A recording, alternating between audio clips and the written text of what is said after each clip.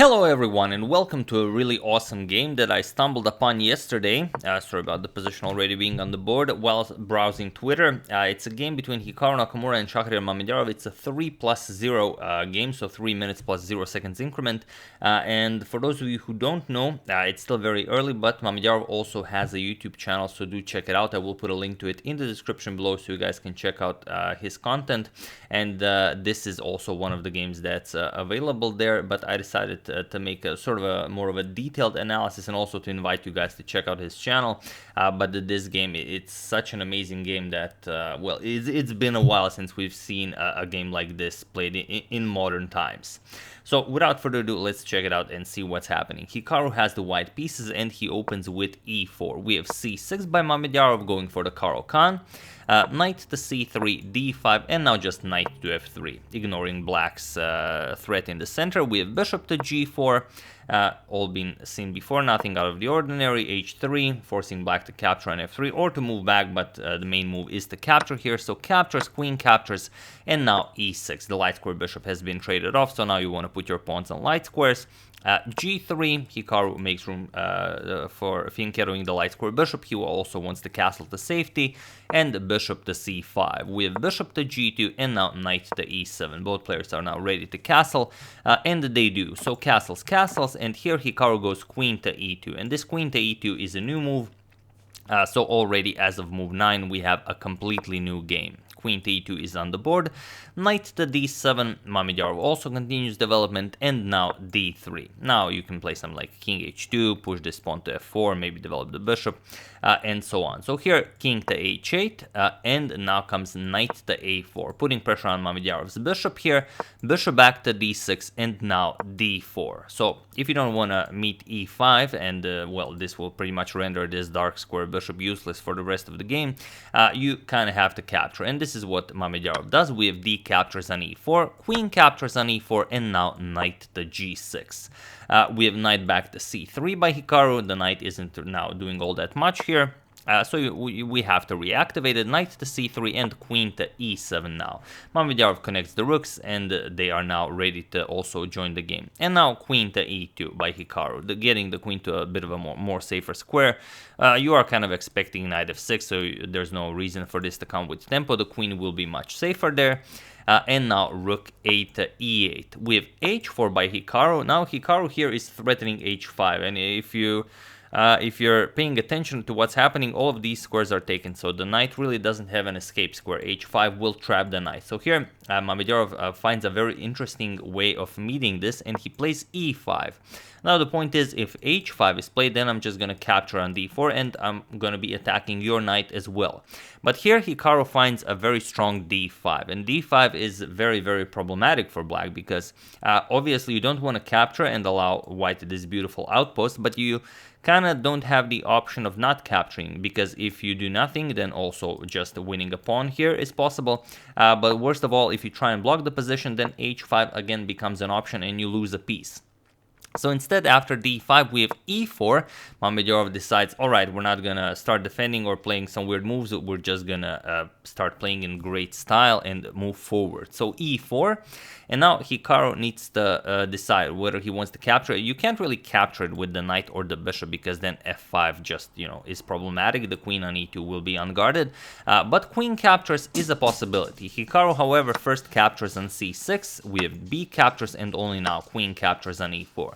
So just grabbing material, nothing wrong with that. And here, knight d to e5. And okay, Mamedyarov is now down material, but maybe he can stir some trouble. And here, queen f5 is very, very strong for Hikaru. It's an excellent square for the queen, also prevents the pawn from coming to f5.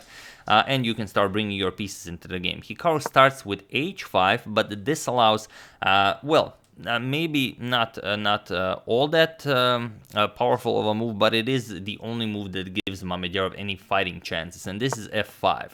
That's why queen to f5 was a bit stronger, but let's not forget this is a 3-minute game, so of course we cannot expect players to always play the best move as they would, for example, in classical or in rapid chess. For those of you who are maybe new to chess, you might be wondering such things, because sometimes I show a game, it's a 3-minute game, and then people ask like, oh, how can a 2800 player play something like this? it's a 3-minute game, and you know, they're spending, you know, seconds, sometimes even fractions of a second to make a move. So queen to a4, getting the queen out of the way, and now comes knight to g4, and this is a super impressive move by Mamedyarov. Point is, if he just continues his attack with f4, which is possible, and sacrifices a piece, we would see something like f captures on g3, f captures bishop c5 with check. And now you have to move king h1, we're going to play rook captures on f1, bishop captures, and okay, white is still better here, but I mean, it's such an ugly position to play that not a lot of people would play this, you know, in a 3-minute blitz game. So instead, after queen to a4, we have knight to g4 by Mamedyarov. He now offers the knight this way. Hikaru grabs it, and now comes not f4, a move that you might be expecting, but rather bishop captures on g3. So Mamedyarov just continues happily sacrificing pieces. And now, again, what do you do here? Here, Hikaru accepts. The problem is, this is not the best way to go. Bishop to f4 is the way to go. And it's just such an ugly move to meet when you're attacking with black and have already sacrificed material. There's no defense against this. I mean, if you try any checkmating ideas, just bishop captures on g3 and all of your hopes go out the window. So here you really don't have a good move. Bishop f4 is just, you know, there's nothing to play. If you capture queen captures, again, there's no way to continue this. Any queen to h4 moves are pretty much pointless because the queen already covers all of this. So black's attack is not happening here. But, you know, that's the beauty of playing beautiful chess when you're playing 3-minute blitz games. Your opponent does not have the time to find such subtleties. So here f captures on g3 was played, and now queen to c5 with check. Only one a good move for Hikaru here, king to h1, and now comes the beautiful f4, and this is just amazing because it opens up this queen to h5 with check. So Hikaru finds the only move that allows him to basically continue the game. Well, you could also play something like knight to d5 and simply offer a piece to block, but Hikaru plays bishop to h3, and this is the absolute best way. And here Hikaru has some 1 minute and 20 seconds on the clock, whereas Mamedyarov has some 1 minute and 45 seconds, so the pressure is rising. So here we have rook to e1. And rook to e1 is such an amazing move. The problem here is after queen to h5, king g2, and the attack is over. There's simply no good way to continue the attack. But here, after Mamedyarov's rook to e1, now the pressure is on Hikaru again, because even though the rook can be captured, it's not a free rook. Because now there is no rook to cover the f3 square, and now queen to h5 is deadly, because now if the same idea, king g2, now f3 check, and there is no rook to pick up the f3 pawn. After you move, queen captures will end in checkmate. Okay, you can prolong with rook e2, but we said long ago that we will not cover such lines. So problem is, after rook to e1, there is again only one good move here, and that is queen captures on f4. But this was not played in the game. This beautiful queen sacrifice, well, you have to give back some material. You're already up so much material, you have to give up the queen. The problem is, if black accepts the queen, for example, with rook captures on f4, then you play rook captures on e1, threatening some nasty ideas here. Okay, for the moment the rook and queen are guarding the f8 square, but your rook is under attack by the pawn and by the bishop. So here we could see a lot of things like knight f2 check, king g2, now rook back to f8, but now rook to f1. And again, there's so much pressure, it's impossible to hold this. If queen h5, again, doesn't matter. Rook captures on f2, rook captures, king captures, queen captures, but now bishop f4, and still white has two pieces, two pieces, a rook, and a very good position to play. Black will not be able to do all that much here with the queen. But okay, this was not played in the game. After this rook to e1, we're still on rook to e1, yes. Here, Hikaru actually played bishop captures on f4, and now he allows Mamedyarov a beautiful move that is completely winning for him. So feel free to pause the video here and try to find this move for black while I give you a couple of seconds.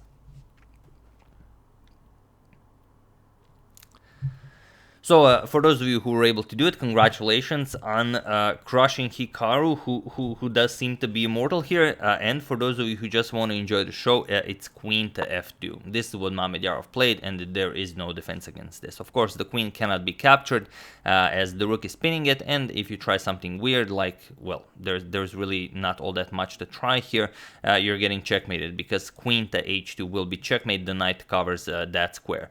And of course, the knight also cannot be captured, because then nothing is defending the rook. Just queen captures followed by queen to g2 will be checkmate, or rather queen to g2 will be checkmate. So not an option here. So Hikaru finds the only way to keep the game going, and that's bishop to g2, but now comes rook to f5. Another excellent move by Mamedyarov. Rook to h5 check is coming. So here again Hikaru finds a move that's so weird, and you know, the only way to show some resilience, and that's bishop to g5, offering a full piece just to prolong the game a little bit, but it also comes with some poison attached to it, because if you capture the bishop like this, then queen captures on g4 comes, and now you have problems. There's no longer rook h5, the queen covers that, and if you accept the queen, then rook a captures on e1, and now what do you do here? You have to move the queen, and all of the rooks are ready to checkmate the black king. This is hopeless for black. So here, bishop to g5, an amazing defensive resource by Hikaru, but Mamedyarov doesn't fall for it. He plays queen captures on g3. Now again, queen to h2, the threat of checkmate, it seems like it's all over, but Hikaru finds a way to continue the game. Queen captures on g4. Now, Hikaru gives up the queen to continue the attack, and there is only one good move for Mamedyarov here. And I could ask you to find it, but every move in this game could be a pause the video moment, so I'm just going to show it to you.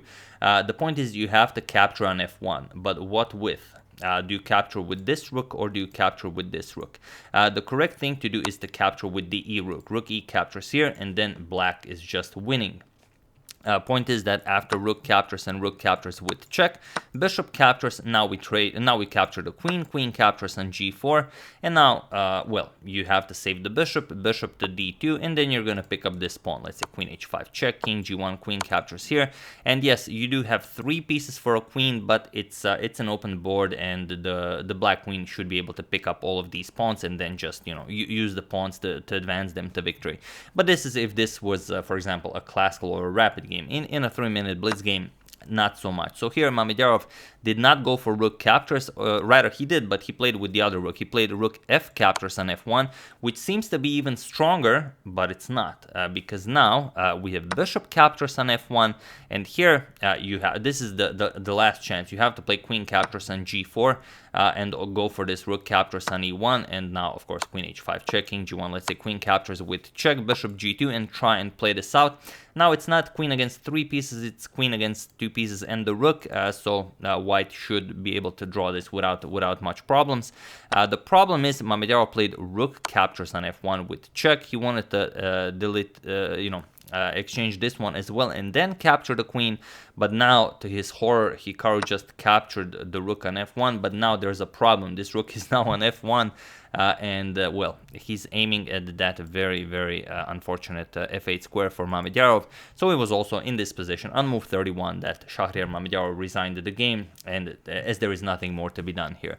Whatever you play, you're either getting checkmated or you're, you know, down so much material that it would be pointless. Of course, if the queen is captured, this is just mate in 1, and if you don't do this, you have to defend against checkmate somehow, but then, I mean, look how much material you're down. Any move wins here. You're threatening checkmate, and if this, you can just capture and still checkmate the black king, nothing to it.